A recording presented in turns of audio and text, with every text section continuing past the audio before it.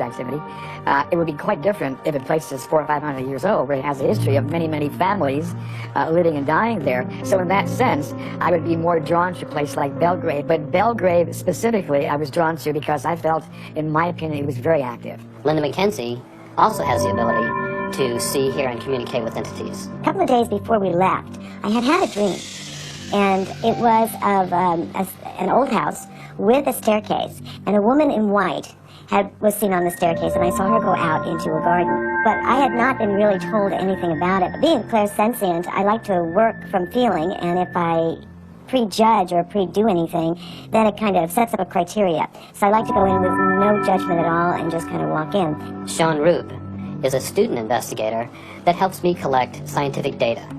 Most of the team had not had an opportunity to see the tape yet because I had seen the tape as a news story before it had even reached ISBR. I had taped it and watched it over and over again to I was interested in it because, you know, it was supposed to be a ghost on tape. So I thought this was a perfect opportunity to present the anatomy of an actual paranormal investigation. Belgrave Hall was built between 1709 and 1713 as a fashionable townhouse outside the centre of Leicester town. It was built by Craddocks, who were hosiers, successful businessmen, successful industrialists of the early 18th century, and established the house here. From the 1770s, there was some degree of sale of land on the site. The one family that does come out strongly are the Ellises, who were the family who acquired the hall in 1845.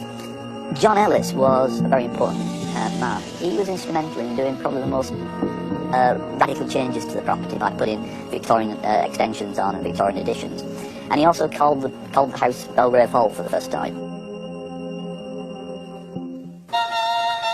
In 1936, it was bought by Leicester City Council from the Morleys as a museum of period decoration, as a social history museum.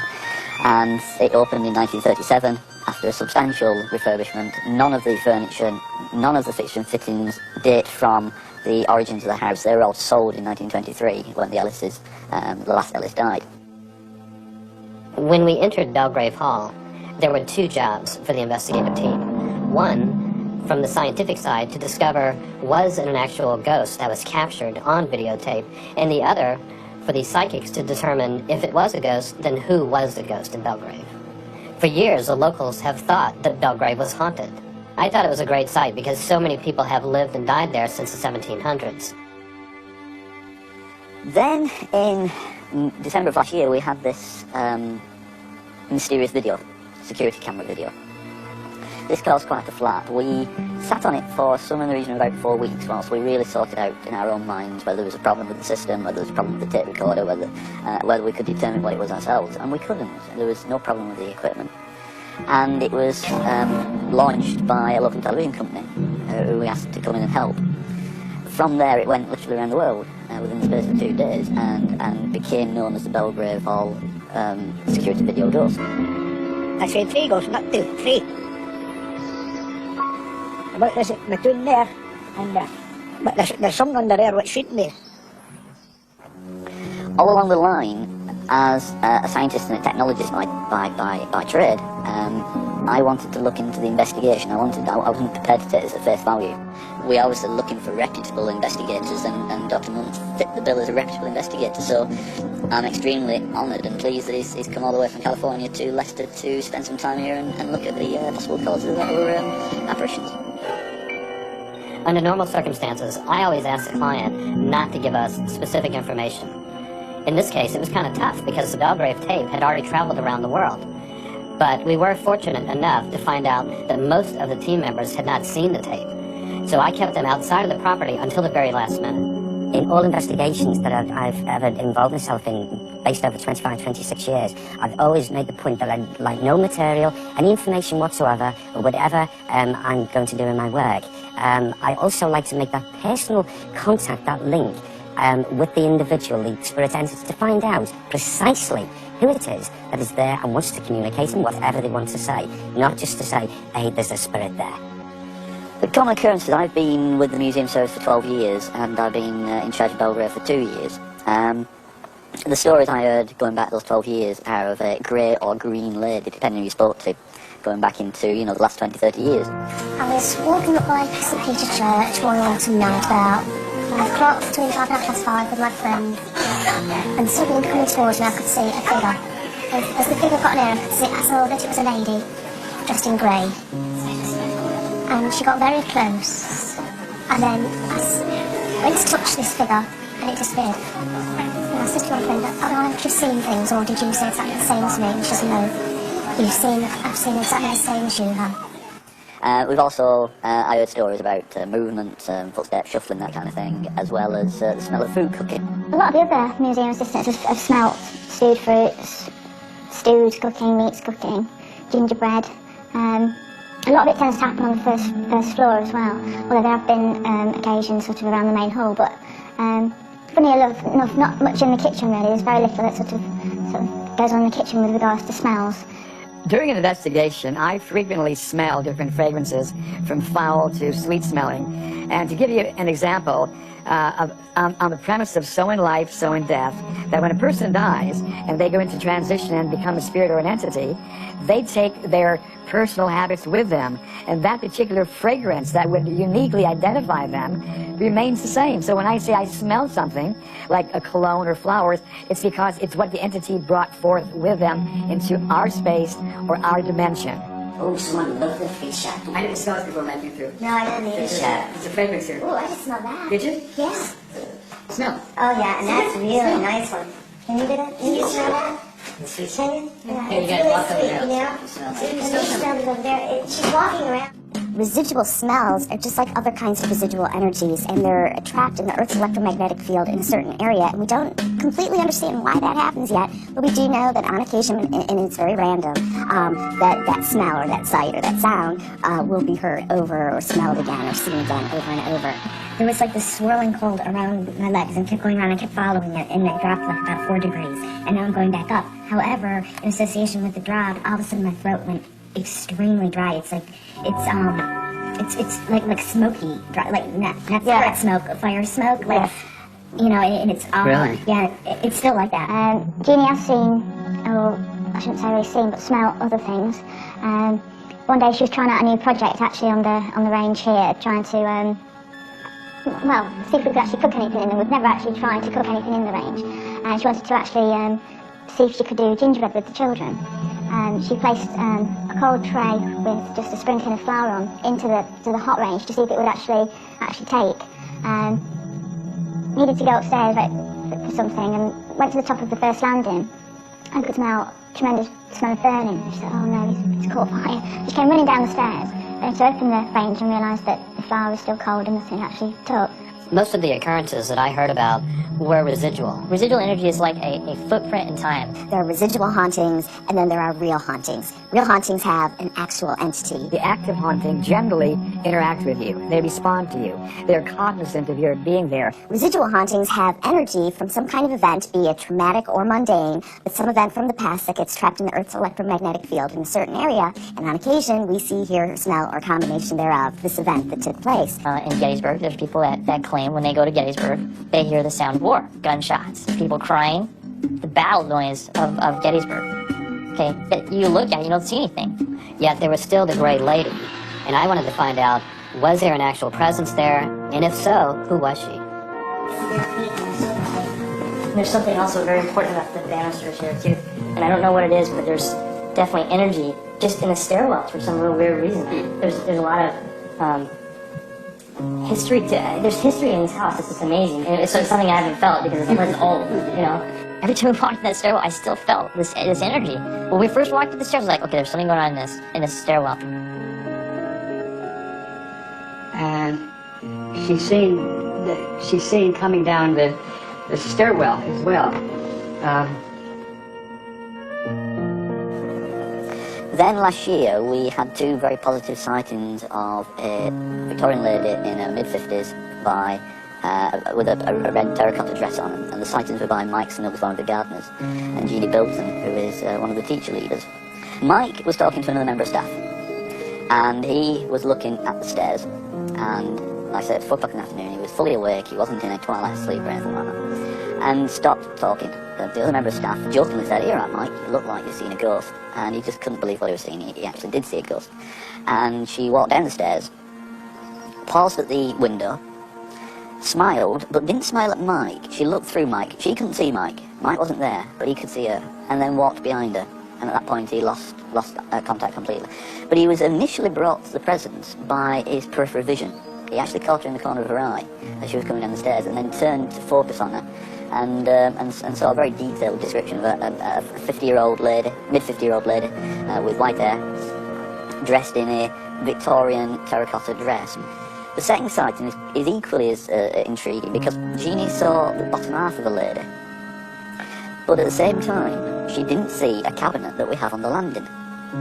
So she was obviously seeing this lady, as, for want of a better word, as a window in time, where the cabinet wasn't there.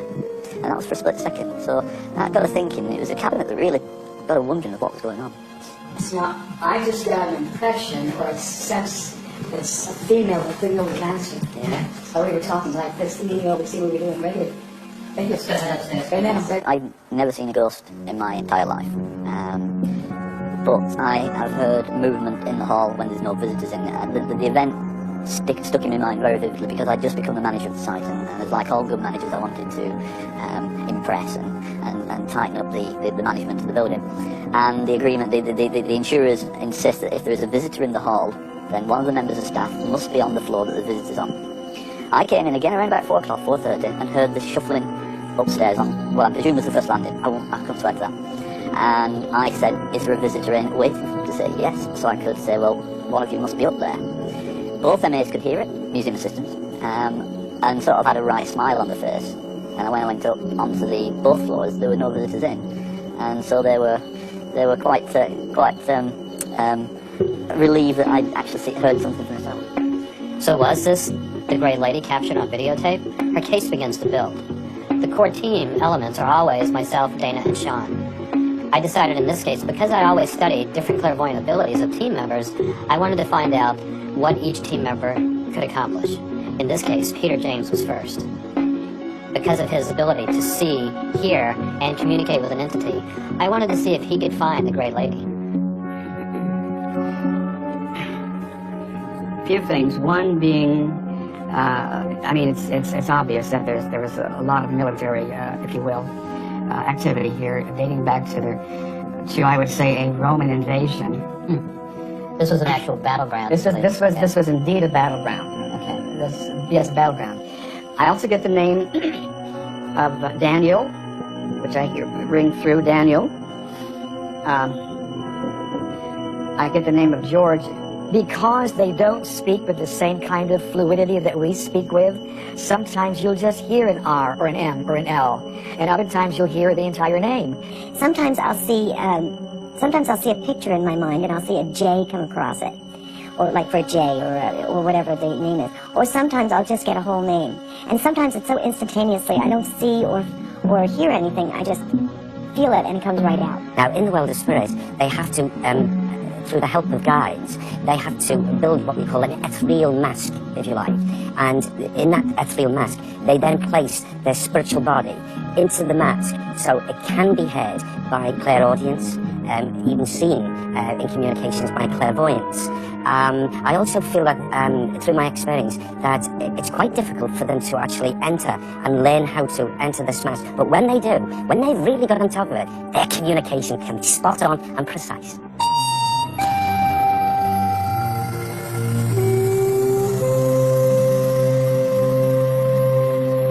And you know what? Right now, as I speak, I'm feeling a cold sensation right here.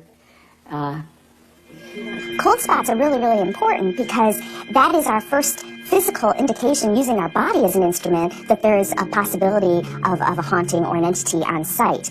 And when we do feel this cold spot, we do have to differentiate, gee, is this a psychic cold spot that we're feeling, or is this a physical cold spot where the temperature is actually decreased compared to the rest of the area? And that gives us an indication of when to use our instrumentation to measure atmospheric fluctuations. Two temperatures that we take. There's a probe temperature, and then there's, I guess you could say, an ambient temperature. And so those are nice to have because you can really specifically find where a cold spot is, because you can actually take a probe for the temperature gauge and stick it into an area that what people are saying is a cold spot, and you can actually measure that. Is it dropping at all? Right, feel this. This is a cold spot. Right here. Feel this. Feel that? Yeah. This is, see, and my legs are, I mean, it's cold in here, but my legs are freezing. When I encounter a cold spot, it generally is indicative of the fact that the place I'm investigating is active.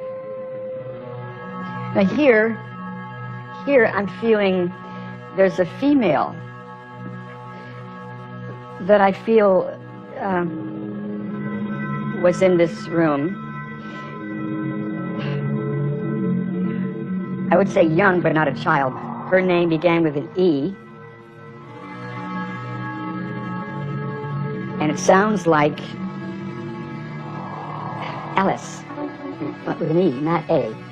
Like E-L-I-S or E-L-L, Ellis, like Ellis Island, Ellis.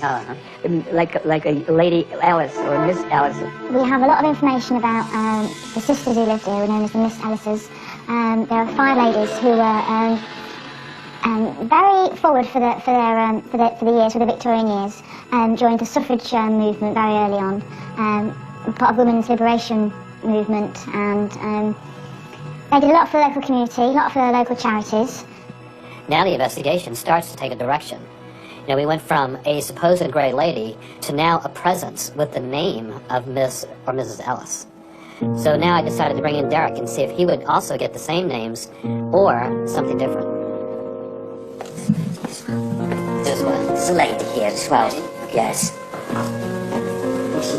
That hunt is so special, and even to this present day, because it builds the adrenaline for me, and it also gives me great satisfaction that at the end of that hunt, we can give positive proof, or try to give positive proof, that there is spirit entity, and not just spirit entity, but a consciousness of a personality that once lived here in the physical body, that's still the same in the world of spirit without the physical body. Okay.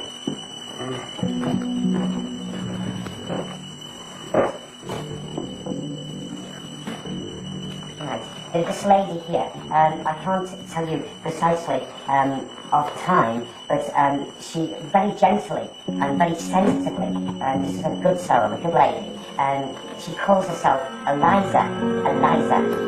John Ellis had 10 children, including Eliza, born in 1825 and died 1879. It feels very medical. There's a medical facility, like a clinic or a hospital involved here. You know, she had an impediment with her leg, with her left leg. This is documented. You will find this very clearly on these eyes. Isabella, born 1831, died 1916. A note on Isabella, she was also disabled. She was in a bath chair and had some structural alterations to the hall, so the servants couldn't get her up and down the stairs via a lift. Her name begins with an L. It's almost like I'm not real good with the names, but like Lucretia or Letitia, something like that. Lucy was the second, born in 1822. Sometimes I'll feel something happening in my body, and messages will come in through my mind visually, or I'll hear something, not in the person's voice, but in a soundless voice. It's almost like a telepathic experience, I guess, where you don't have to hear the voice, but you're getting the information. And it's almost like talking through a void. You know, where you're getting the words, but you're not hearing them, you're not seeing them. You're actually getting impressions on your mind, and I think your mind is interpreting that and then allowing you to speak. So now it appears that I have a very strong case. The Grey Lady could be a Miss Ellis, and we could just walk away and call it a day. But because I have the most incredible clairvoyant team members, we can investigate even further. So I decided to continue the investigation and to find out, was Miss Ellis the only one on site? If we wanted to go in there and say, oh, there's one white ghost that hangs around and looks like a little woman walking across the fields, yet, wow, here we go. We found male entities. We found, kids. We found women. We found all kinds of things. We didn't just find this one thing. She has most definitely got strong links with this area, if not this building itself. She also has just told me that she lost two babes. One was lost through consumption. Consumption. Both these children were born. and she sadly had to, as she called it, bury them. And she does meet up with them, but she has to travel from here to meet up with them. But there are 2 infant graves, Ellis graves, in the churchyard. Now I find, I'm struggling with this, because with them being Quakers, they wouldn't be allowed to be buried in the Church of England. They had to be buried in a cemetery. But because they were infants, I think the Church of England may have bent the rules, because they hadn't actually been confirmed for the Quaker faith. I'm just hearing a baby crying or a child crying. Here. Yes, I hear clearly as well. Yeah, let's go ahead. Let's see if you can find it. There's a child here. Say that again? There's a child here. A child? Yeah. A little girl as well. She's here.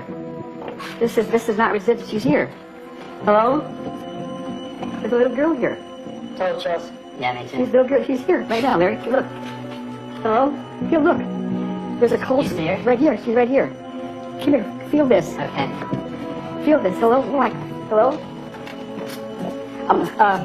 Amanda. Amanda? Hello? She's here. This is not residual. Amanda. Show yourself, Amanda. Amanda, can you talk to me? Amanda. Amanda, she's here. This, I would say, is a definite hot spot. This is a hot spot. Amanda, can you speak to me?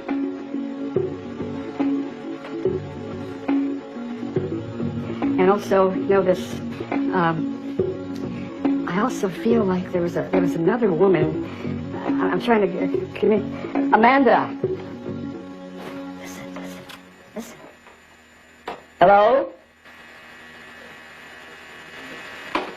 Amanda? Make your presence known. After bringing in each clairvoyant investigator individually, I decided to bring in the whole team at once. Because many times on an investigation, the team members work very well with one another. One person begins a sentence, the other one finishes it.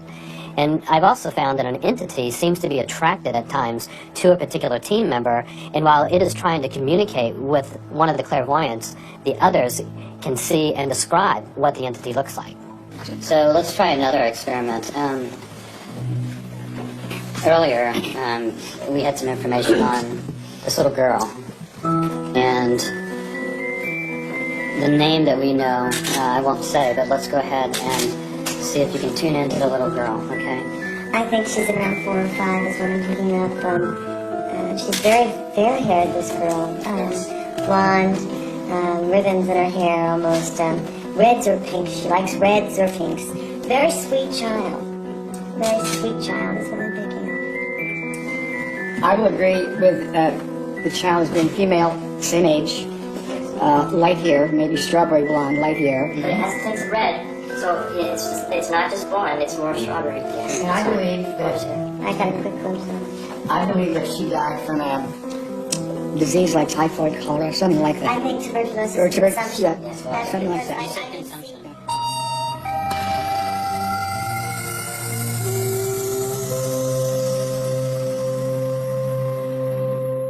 When I looked at the videotape, I decided that there were only 2 possibilities. One, that was an actual ghost captured on tape, and 2, that it could be an atmospheric condition instead. I knew that it wasn't a residual image due to the fact that this was a one-time occurrence. So I decided to not concentrate on residuals anymore, but to have the team focus strictly on what was active in the site. In this case, we found several other females. There was an energy there, both male and female, both young and old. And there was quite a bit of active energy there, meaning that there were spirits there, entities there that I could communicate with, that I could identify by name, by gender. And I believe that they did interact with me. And she run something, so had people that had to count on her. Oh, she loved cooking. She loved it, and she had pride and joy with the cooking. Yes. We've had a number of reports, both from visitors and staff, of the smell of food cooking in the hall. Bearing in mind the hall has no kitchen facilities, contemporary kitchen facilities. It has a display kitchen of the 1850s. And people say the smell emanates from that kitchen.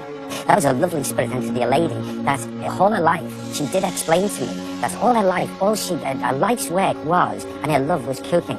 Right from a very early age, the power example for watching her mum in the kitchen, and she carried it through. And the reason why this lady made that statement is because she did tell me that she was known for the cooking more than anything else, even her own name. People used to talk about it in the area because of her cooking. So that was to give, in her mind, more proof when I described her and the cooking and what she cooked and how she cooked, more a description of her than basically just a name. It's amazing here. Oh, Wow. It is very cold right here. okay. Who's this? Annie. Oh, she wants to be known. Oh. Wow, the temperature's dropped almost 20 degrees. Well, she wants to come in to me.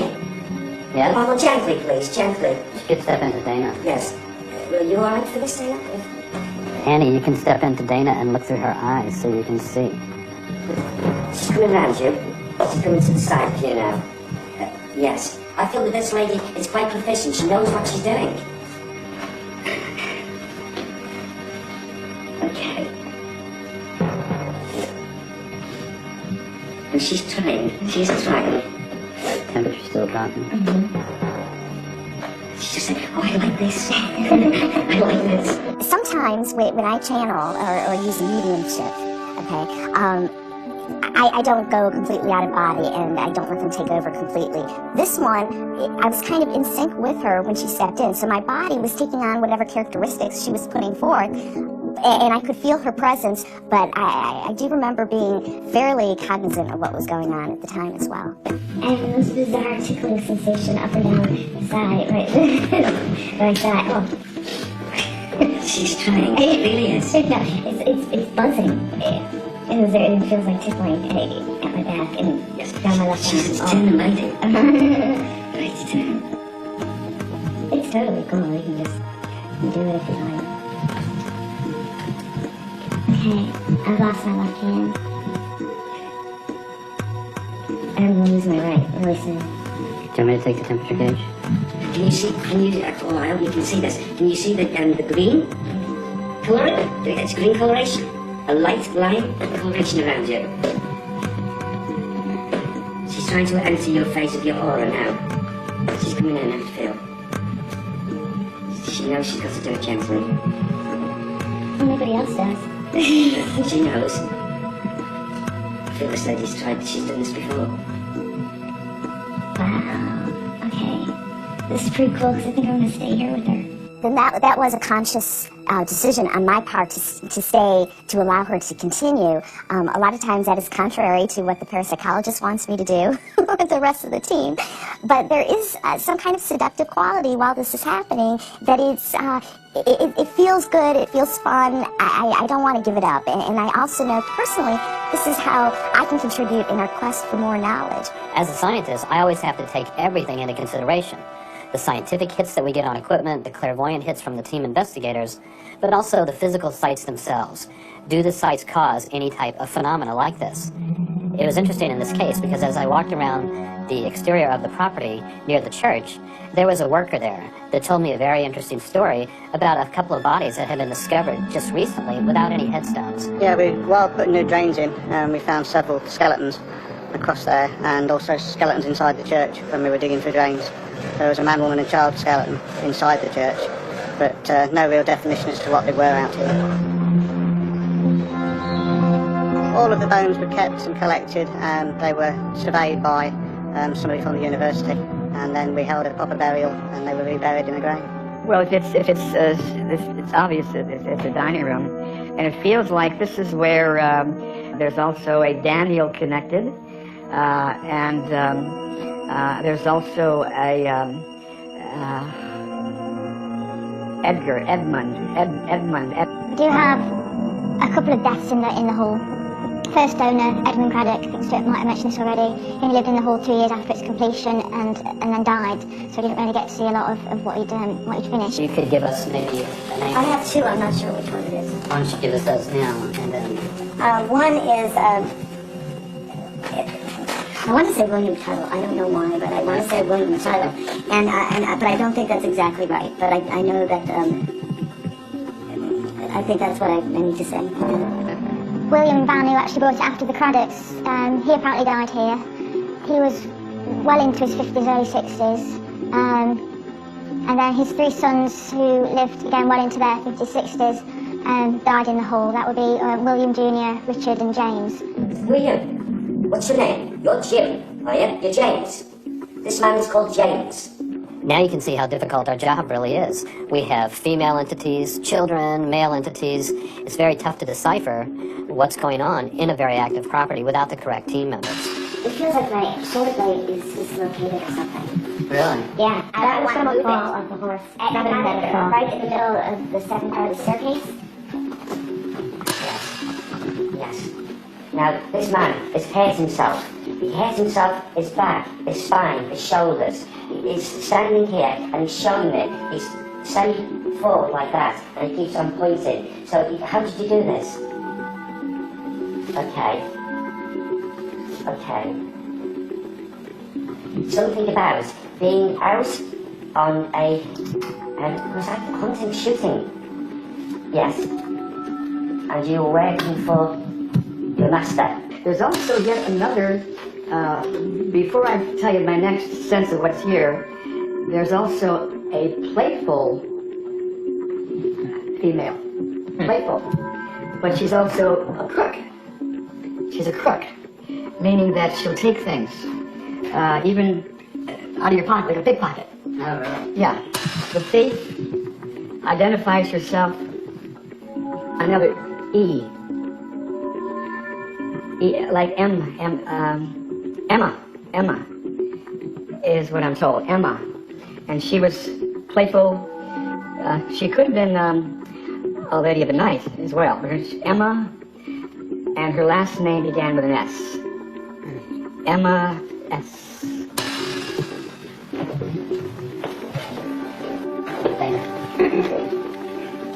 Can you look at me? I am so sorry. I am so sorry. Someone was watching. What? What did you say? Someone was watching. What was that? See, but this is interesting because this is the second time now that you were playing with your hair on the left side. Same floor. Excuse me? Same floor. Same floor? Okay. An empath is someone who picks up information either physically or emotionally that is, they're picking it up from an outside influence. In my case, it's usually with the case of an entity. You know, many times during investigations, we find that if an entity is present, sometimes they don't want to be discovered. If it's a multi-level house, they will usually move to the upper floors and create more of an energy wall or a negative energy to try to tell us to stay away. I'm feeling a resistance here, and almost as if to push me away. There is a resistance here, and I'm feeling a constriction in my chest. There's a lot of activity here. Second level, between the 2 master bedrooms, there's a hallway that overlooks the garden, 2 windows. Every time we walked by that area, I knew something was going on there. It was a very, very active area in the house. I have chills up my back. We have someone right here. Yes, we do. Hello. Yes, we do. Hello.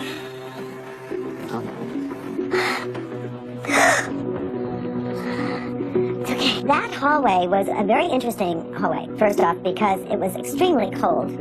There was a lot of negativity coming from that place, to the point where it made me quite nervous. There was a movement shifting so much so rapidly that I had never quite felt that before. And it was such a negative of a feeling that I needed to step back away from it because it was not a very pleasant feeling. We hit upon this small hallway, and there appeared to be an entity that was not so pleasant or not so eager to interact with us at that point, because I don't think it ever had anyone that really could be as empathetic with it as our group in there. He's not prepared to talk or show himself. I think male, masculine, but Yes, so much. do you? And I didn't come into this area before. I actually come in here. I do. It's very strong. You know, and he's resisting, without a doubt. He's resisting. He doesn't want to be exposed. I'm going to go with Edmund or Edgar. Edmund or Edgar. Is there a title? Sorry, forgive me. It's not. It's Edward. Okay. Edward. Sorry, forgive me. That's okay, guys. Edward. This is a perfect example of how well the team works together. Everyone felt this incredible negative presence, and everyone protected each other as we all stood together. In this case, the entity itself was overpowered by the team and was not able to harm anybody. We also found that we were able to still gain more knowledge and more information from the entity as well. So he is really salty. This is chilling. I'm telling you, poor man. This is really chilling. I think if he could, he would. He's shouting, get out. He would push us away. Move, please, move. Move. Yes, honestly, move. The best analogy I can give you regarding how did I know that the entity was in fact aggressive in his physical life and that he could have been potentially in his spirit life, it's just like when I give a take on a physical being. I can tell psychically that this person is capable of being a rat fink, for example, or versus a very nice guy or person. Later on in this investigation, when we were all collectively as a group in the side hallway, and there was an entity there that wasn't exactly the most pleasant, or didn't seem that he wanted to communicate with us, Derek in the team did not want us to pursue any communication with this entity and seemed to be a little fearful that something negative would happen, where the majority of the rest of us were like, yeah, let's do it. This happens, and this is quite normal, and especially with this kind of team, because everybody views what takes place and views the different entities differently. Stu, away. Please. He's going to, Withdraw the temperature. He's here. Ed. I wonder if there's more than one. No, I know, but I keep feeling like it's right. Yeah, it's moving. Oh, no, not now. It's the cold's coming up again. This is a hot spot. Definitely a hot spot. Oh, yeah, I feel it. he was an agitated, intolerable, quite a negative sort of a bullish of a man that always got his own way when he was in the physical body, and he carried that over with him. So of course, when I made contact with him, he didn't like all the fuss, and some spirit entities don't. Some accommodate fuss, some don't. He was one of the unfortunate entities that decided no. He was the only one in Belgrave Hall that didn't like our presence there, and I said, my first opinion is I copied what he said. He did not want us there, and we did listen to him, and we left him alone. We were all picking up in our own intuitive ways everything about it, and I think it was getting agitated, and it was agitating us in back. And so I think that's what was happening. And it was hitting off Derek, hitting off me, hitting off everyone. And we were all kind of reacting as it hit us, and also calming each other at the same time, putting out, energy saying that, hey, we're together and it's okay. I feel it dissipating right now. It's going. I think he's gone. But he's capable of violence. I agree with Derek. This is a very volatile person. Entity, I should say. There was an entity that was there that was so powerful and so negative, and unfortunately I have such a knack of picking up on the negative energies of ghosts, which is really weird. I don't know why. Maybe just because there's more presence to them, that it's easier for me to pick up on that. But the fact is that when it's nasty, I am all over that. I know it's there, I feel it, I'm involved in it for some reason. I feel a sense of protection towards the team. It's a really strange feeling that I have. It's not the first time that's ever happened. After completing the interior of Belgrave, I took the entire team outside in the rear of the property where this image was captured on closed-circuit television. Each member walked the path of where the image had been captured, so each person could give me their impressions. Was this an actual ghost or an entity that had been standing in that spot, or was it just atmospheric because it was raining? Anything? Nothing. Peter? That's all. Talks about it, nothing.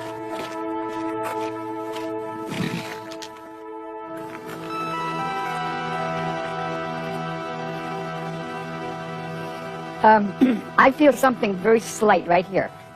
But there's something under there which shouldn't be. That's the wrong colour.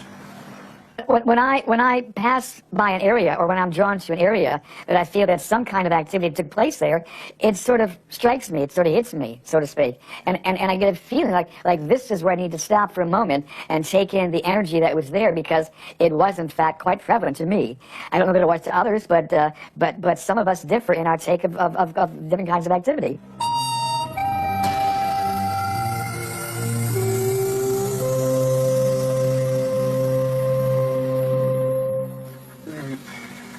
Lights go on. We know what sets the lights off. It's an animal, or a fox or a cat. The video camera is counting down. Then we get the unexplained image.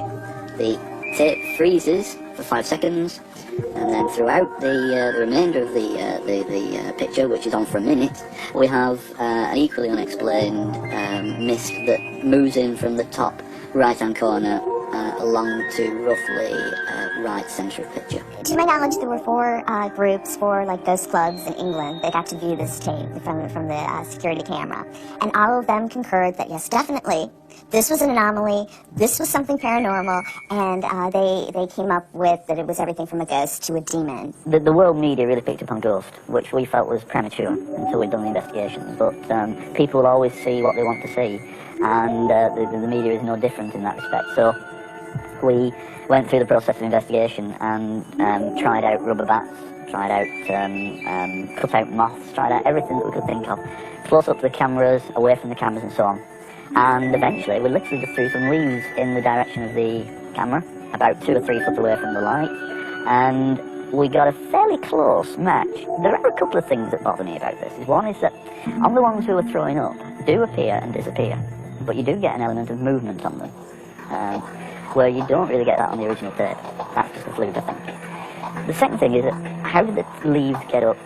Well, we're looking at some of the region of 15 to 18 foot above the ground when we've got a relatively calm night, very little wind. The wind was only 5 miles per hour. We've got a lot of rain, drizzle, so the ground was wet, the leaves were wet. So what is intriguing me now is where did the leaves come from to actually get to that point as the lights were activated by the animal. So it was a 1 in a million chance that we actually picked that image up. And it's now become a standard image that the British investigators can now use as a yardstick if this ever occurs again. One of Stewart's theories was that a cat or an animal set off the motion detectors to initiate the lights, which actually were on several seconds prior to the image appearing on film. There were many practical explanations of what this image could be. However, I was able to determine scientifically that it was not a ghost, an entity, or any type of paranormal phenomena. One of the interesting points was the fact that if this was an entity, it would have to be at least 10 feet high. My second point is the fact that the image actually appeared on tape for the same duration as a raindrop falling in the foreground of the tape. In other investigations, we have found that if images are captured on film, that usually a ghost or an entity would be standing present for a period of time, or even seem to be moving or walking on camera. In this case, again, because it was such a quick image, as fast as a raindrop, obviously it was not a ghost.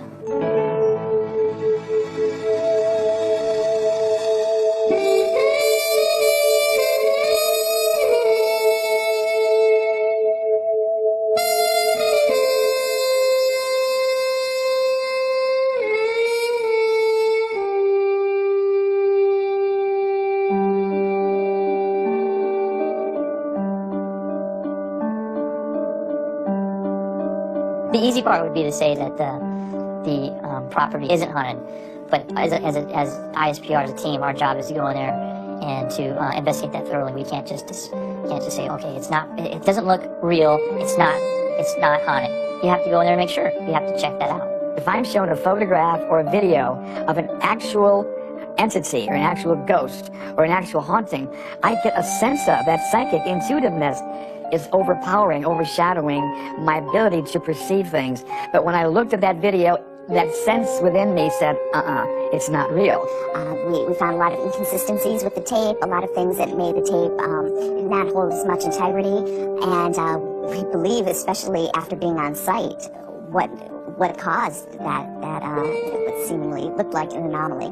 There were a number of hits that you guys have had before you came in together, of course, and that's been working very well, like it did yesterday. So I'm pretty happy with the investigation. I agree. The area where you guys walked through was where the supposed entity or whatever they had captured on film, and I also know that the film is no good. So by doing an analysis of the film, we know that it was environmental and that the fog that was seen above the wall is strictly that. This was a very successful investigation due to the fact that, again, the ISPR team was able to locate and identify several entities on site at Belgrave Hall. It's unfortunate that the videotape was not valid and that there was no entity. However, the site is very haunted. All members of staff here have heard things, smelt things. Only Mike and Jeannie and one of our older museum assistants, I don't mean that derogatory, but he's been here for a long time, saw a ghost a long time ago. But it's a different culture now. It's a much more open culture within museums. It's a bit like airline pilots and UFOs. Nobody reported them because they were frightened of being ridiculed. Some museums went through that to a degree, that nobody reported them to the curators and managers and so on because of a fear of ridicule and curators being quite close-minded to events. What impressed me most about Belgrave was the fact that the Ellis family